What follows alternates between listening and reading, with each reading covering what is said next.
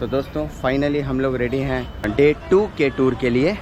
और अब हम यहाँ होटल वेंकटेश्वरा से निकल चुके हैं। होटल गुड था, सर्विस समवॉट स्लो थी और जो इनका ब्रेकफास्ट था मेनू अच्छा था। दोस्तों पहले दिन के वीडियो में हमने आपको दिखाया मदुरई और near by places of Madurai, temples के दर्शन कराए। और अब हम जा रहे हैं मदुरई से रामानाथापुरम। लगभग 200 किलोमीटर की दूरी है जो हम 3 से 3.5 घंटे में कवर करेंगे। और अगर आपकी सेपरेट व्हीकल है तो बहुत अच्छा है, आपकी कंफर्टेबल जर्नी रहेगी। टूर डिटेल्स पैकेज के बारे में मैं आपको इस वीडियो में एंड में बताऊंगा। ये सारे लोग रेडी हैं, देखिए क्या एंजॉय कर रहे हैं एसी बस में। देखिए मुस्कुराहट इनकी, कितना आनंद ले रहे हैं क्योंकि ये सारे लोग मूवी देख रहे हैं। ये देखिए रामेश्वरम के मंदिर के अलावा मेन और भी कई सारे मंदिर हैं क्योंकि ये मंदिरों की नगरी है और साथ ही साथ समुंदर के किनारे है तो बहुत ही खूबसूरत बीचेस का नज़ारा है। अभी हम पहुंच चुके हैं भारत के एक बहुत ही खूबसूरत और विशाल पुल के पास, क्योंकि इस पुल में है बहुत ही गज़ब की खूबसूरती और एक और विशेषता जो हम आपको बताते हैं। और दोस्तों ये आप देख रहे हैं मेरे पीछे है पम्बन ब्रिज और यही है वो ब्रिज जो रामेश्वरम जाने के समय रेलवे ट्रैक के बीच में आता है और रोड के बीच में भी आता है। ये देखिए कितना खूबसूरत समा है और कितना शानदार क्रिस्टल क्लियर पानी है और ये पूरा ब्रिज शेक कर रहा है। वैसे तो इस पुल पर रुकना मना है, लेकिन हर गाड़ी थोड़ी देर के लिए यहाँ रुकती ज़रूर है, फोटोग्राफी करती है। और ये है विशेषता इस ब्रिज की, ये एकमात्र इंडिया का ऐसा ब्रिज है जिसके बीच में 2 पिलर्स आप जो देख रहे हैं, इनके बीच से जब भी पानी का जहाज आता है, कोई बड़ा शिप आता है, तो ये दोनों पिलर्स के बीच का हिस्सा 2 पार्ट में डिवाइड हो जाता है और शिप क्रॉस हो जाता है और उसके बाद ये वापस से रेल की पटरियाँ आपस में जुड़ के पुल को कंप्लीट कर देती हैं और फिर उसके ऊपर से वापस से ट्रेन गुजरने लगती है। तो बहुत ही विशेष पुल है ये और समुंदर के ऊपर बना हुआ है। ये बहुत ही गज़ब की खूबसूरती भी यहाँ से आपको दिखाई देगी क्योंकि ढेर सारी छोटी छोटी नौकाएं पूरे समंदर में बिखरी हुई रहती हैं। अभी हम रामेश्वरम सिटी के अंदर एंट्री ले रहे हैं और यहाँ से मुख्य टेंपल है लगभग 10 किलोमीटर दूर। पहले हम जाएंगे होटल में फ्रेश अप होकर, रूम चेक इन करके और खाना वगैरह खा के हम लोग निकलेंगे मुख्य मंदिर की ओर, जहाँ पर है 22 कुंड, जिसकी कथा भी हम आपको बताएंगे। तो बने रहिए इस वीडियो में। हम रामेश्वरम में और रामेश्वरम में आज की रात रुकेंगे हम होटल वाइट में और थोड़े ही समय में हम लोग जाएंगे कुंड में स्नान करने के लिए। 22 कुंडों का स्नान करके हम अभिषेक करेंगे इस रामेश्वरम में, रामानाथापुरम जिसे कहा जाता है, जिसका नया नाम है। तो चलिए भगवान राम का और शिव का आशीर्वाद लेंगे हम। 1 घंटे के बाद अब आपसे फिर से मिलेंगे और अभी हमारी जो टीम है पूरी वेटिंग मोड में है। और दोस्तों मुख्य ज्योतिर्लिंग के अलावा भी यहाँ पे कई सारे टेम्पल्स हैं। रामरफी temple, Rama Theertham, Lakshman Theertham, floating stone जिससे पुल बनाया था, Sita Theertham, Panchmukhi Hanuman temple, Sakshi Hanuman temple, lord Krishna temple, साथ ही साथ अब्दुल कलाम आज़ाद का घर भी देखने को मिलेगा आपको। और ये है ज्योतिर्लिंग मुख्य मंदिर, पर उसके पहले करना है स्नान।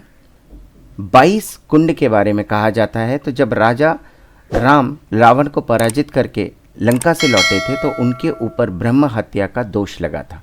तो उस पाप से वो ग्रसित थे और उस पाप से स्वयं को शुद्ध करने के लिए ऋषियों ने राम भगवान को शिव की पूजा करने को कहा और एक रामेश्वरम के तट पर एक पवित्र शिवलिंग की स्थापित करने की सलाह दी। शिवलिंग जो उन्होंने रेत से बनाया था, तो शिवलिंग की पूजा करने के पहले स्नान करना होता है, तो उन्होंने बाणों से 22 कुंडों का निर्माण किया जिसमें अलग अलग नदियों का पानी माना जाता है, उसके नाम अलग अलग हैं, उनका पानी का टेस्ट भी अलग अलग है और पुजारी आपको स्नान कराते हैं। उससे पहले आपको ये जो समुद्र है इसमें तीर्थ स्थल इसको भी बोला जाता है और इसमें भी स्नान करना होता है। पहला स्नान हमारा हो चुका है 1 कुंड का और अभी हम जा रहे हैं अंदर के 22 कुंडों के स्नान करने के लिए। चलिए चलते हैं बाकी 22 कुंडों में। यहाँ पे देखिए, यहाँ पे जब बहुत ज़्यादा भीड़ होती है तो यहाँ पे लाइनें लगती हैं और लॉकर फैसिलिटीज़ हैं आप मोबाइल कैमरा लेके जा सकते हैं, लॉकर में रख दीजिए। और अगर आपने पंडा किया हुआ है तो एक आपका मोबाइल अंदर रह सकता है पुजारी के पास। तो इसीलिए पुजारी मैं रिकमेंड करूँगा, 100-150 रुपये आपके अंदर एक्स्ट्रा लग जाएंगे, चलेगा, लेकिन आप आराम से दर्शन कीजिए पंडा के साथ। अभी हमारे स्नान हो चुके हैं, कपड़े चेंज करने के बाद अब हम मुख्य मंदिर के अंदर प्रवेश करेंगे। तो चेंजिंग फैसिलिटी है, वहाँ पे आप कपड़े चेंज कर लीजिए, क्योंकि आप पूरी तरह से गीले हो जाते हैं, इसलिए पॉकेट में कोई मोबाइल मत रखिए। और ये हम एंट्री कर रहे हैं मुख्य मंदिर के अंदर। और इस मंदिर के अंदर 2 शिवलिंग हैं दोस्तों। 2 शिवलिंग क्यों हैं? क्योंकि जब राम भगवान को शिवलिंग की ज़रूरत थी तो उन्होंने हनुमान जी को बोला था हिमालय से शिवलिंग को लाने के लिए, लेकिन ज़्यादा समय हो जाने के कारण मुहूर्त निकला जा रहा था, तो सीता माता ने रेत से ही शिवलिंग बना दिया था, वो मुख्य शिवलिंग है। उसके बाद जब हनुमान जी वापस लौटे थे तो उन्होंने उस शिवलिंग को हटाने की कोशिश की रेत वाले, लेकिन वो नहीं हटा पाए। तो राम जी ने जो हनुमान जी का शिवलिंग था उसको भी स्थापित कर दिया था, और इस तरह से वहाँ पर 2 शिवलिंग हैं। और राम भगवान ने वरदान दिया था हनुमान जी को कि पहले आपके शिवलिंग का पूजन किया जाएगा, उसके बाद दूसरे शिवलिंग की पूजा होगी। तो उसका नाम है विश्वलिंग। तो पहले विश्वलिंग के दर्शन होते हैं, फिर मुख्य ज्योतिर्लिंग के दर्शन होते हैं। बहुत खूबसूरत टेंपल है। अंदर टेंपल के वीडियोग्राफी और मोबाइल अलाउड नहीं है। ये बाहरी एरिया है जो परिक्रमा लगाने का है, लेकिन बहुत ही गज़ब की नक्काशी है। और यहाँ पर फ्री लाइन है, 200 रुपये का टिकट है और 500 रुपये का टिकट है। तो आप अपनी कन्वीनियंस के हिसाब से टिकट लेकर जल्दी दर्शन कर सकते हैं, डायरेक्ट एंट्री हो जाएगी। लेकिन नवंबर के आसपास यहाँ पर भीड़ कम होती है। इस मंदिर में लगभग 4 से 5 घंटे लग जाते हैं अगर भीड़ है तो। हम नवंबर में गए थे तो नवंबर में भीड़ बहुत कम होती है, और रात का समय बहुत ही खूबसूरत लग रहा था ये मंदिर। और अब हम जाएंगे होटल में, और कल के दिन में हम आपको दिखाएंगे धनुषकोटी एरिया, और जहाँ पर विभीषण का राज्याभिषेक हुआ था लंका के लिए वो जगह आपको दिखाएंगे, और खूबसूरत समुंदर के किनारे दिखाएंगे आपको। वेरी गुड मॉर्निंग दोस्तों। और आज की सुबह बहुत ही शानदार है, और देखिए क्या नज़ारा है, समुंदर के बीचों बीच रोड है, और हम जा रहे हैं उस जगह से जहाँ से राम सेतु स्टार्ट हुआ था बनना, और उसी जगह पर राज्याभिषेक हुआ था विभीषण का श्रीलंका के लिए। और राम जी ने यहाँ पर उनका राज्याभिषेक किया था, तो वो मंदिर भी आपको दिखाएंगे, और खूबसूरत जगह दिखाएंगे जहाँ से राम सेतु की रचना शुरू हुई थी। आज भी सैटेलाइट के थ्रू यहाँ पर समुंदर के अंदर वो पूरा का पूरा राम सेतु दिखाई देता है जो लंका तक टच होता है। मौसम बहुत ही खूबसूरत था, और दोनों तरफ समंदर का किनारा, बहुत ही गजब और मनमोहक दृश्य। और ये देखिए बीच बीच में छोटे छोटे टापू बने हुए हैं समुंदर के, जहाँ से ट्राइबल लोग एंटर करते हैं। दोस्तों ये है वो प्लेस जहाँ पर विभीषण का राज तिलक हुआ था, और राम सेतु का स्टार्टिंग पॉइंट है ये। यहाँ से राम सेतु का कंस्ट्रक्शन शुरू हुआ था, और फेमस प्लेस और स्टार्टिंग पॉइंट।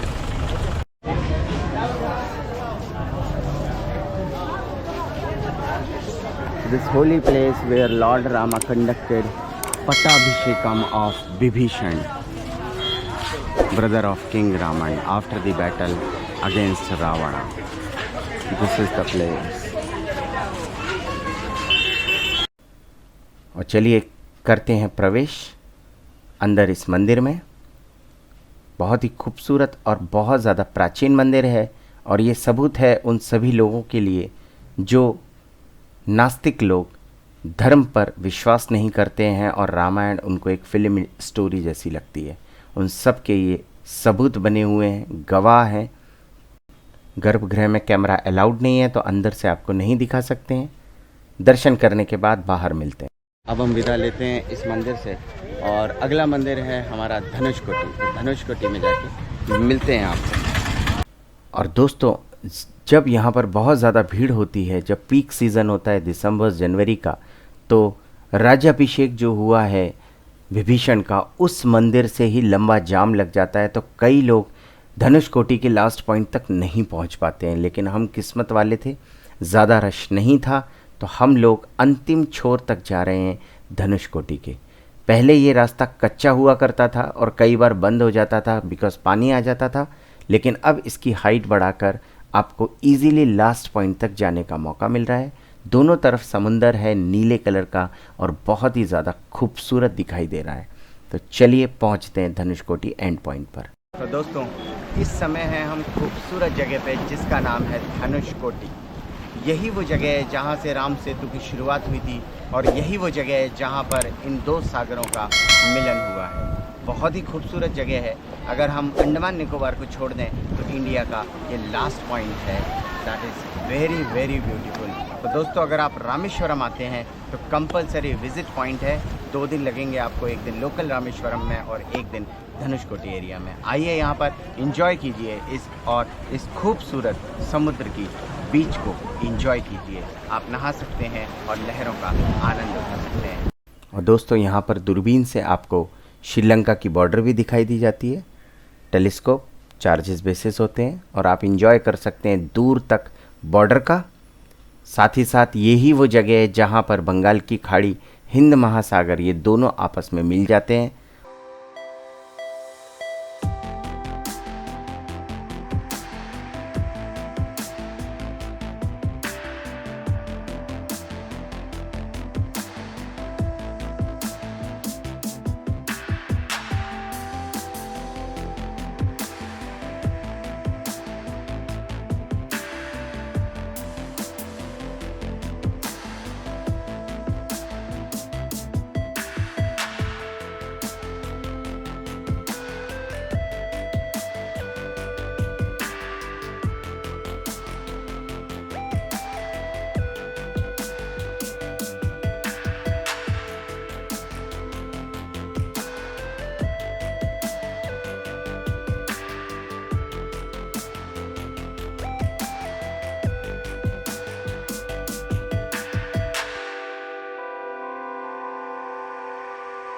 अच्छे शंख ले सकते हैं आप।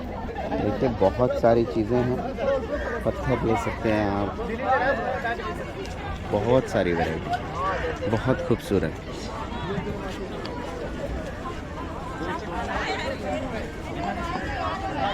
क्या गजब की धूप है। और शंख ले लिया है हमने अभी। इस समय है हम धनुषकोटी विलेज में और ये विलेज में यहाँ पर है एक पुराना चर्च और चर्च के नाम पे आज की डेट में इस चर्च का खंडर बचा हुआ है। यही था वो पुराना चर्च जिसको 1960 के साइक्लोन ने तबाह कर दिया। किसी टाइम पे ये बिल्डिंग शानदार हुआ करती थी जहाँ पे आज ये वीरान है। और इसी के आसपास हैं कुछ शॉप्स। देखिए आप, ये पूरा चर्च, अंग्रेज़ों के ज़माने की ये सिटी।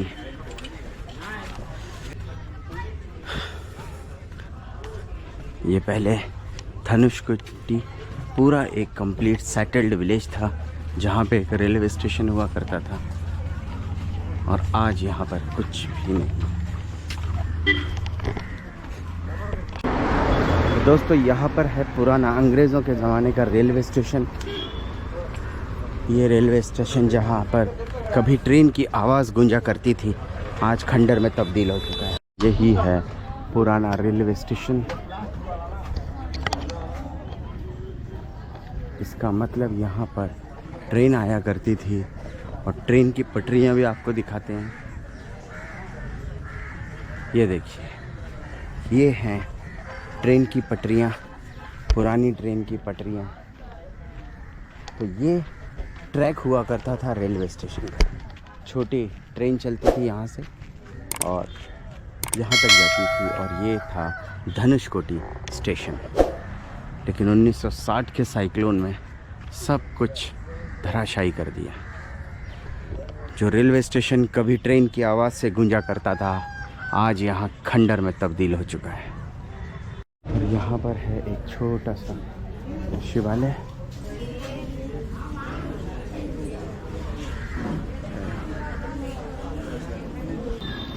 यही है हाउस ऑफ कलाम, जहाँ पर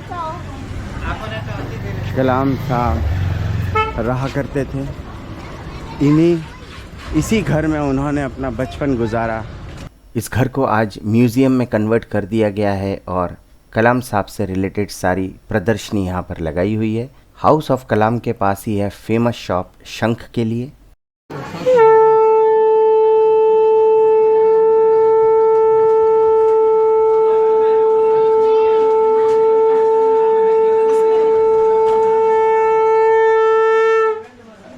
इस स्पॉट के बाद हमारा अगला पड़ाव है पंचमुखी हनुमान टेम्पल।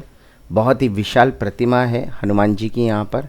बहुत ही खूबसूरत टेम्पल है, बट अंदर कैमरा अलाउड नहीं है। और सामने ही है उसके नटराज मंदिर, जो नया बना है लेकिन बहुत ही खूबसूरत मंदिर है, गज़ब की नक्काशी है। तो इसके दर्शन भी आप ज़रूर कीजिए। ये दोनों मंदिर आमने सामने हैं।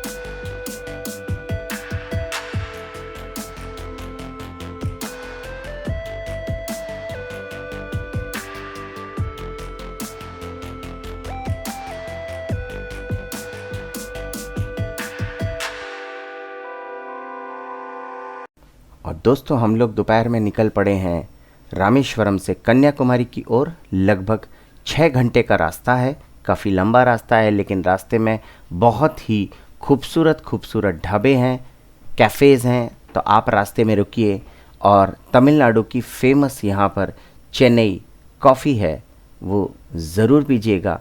और जो लोग चाय पीते हैं वो चाय भी पीजिएगा, क्योंकि दोनों चीज़ें बहुत ही शानदार हैं यहाँ पर। और रिफ़्रेशमेंट भी कीजिए। तो चलते हैं कन्याकुमारी की ओर और चेक इन करते हैं होटल में शाम के समय।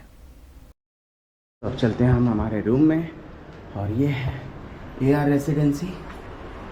शानदार room, facilities good, fully satisfied from the arrangement, very good, बहुत स्पेशियस है। तो अभी हम हो चुके हैं रेडी खाना खाने के लिए। और यहाँ पर दिल्ली पंजाबी ढाबा, मारवाड़ी, गुजराती, MP, UP।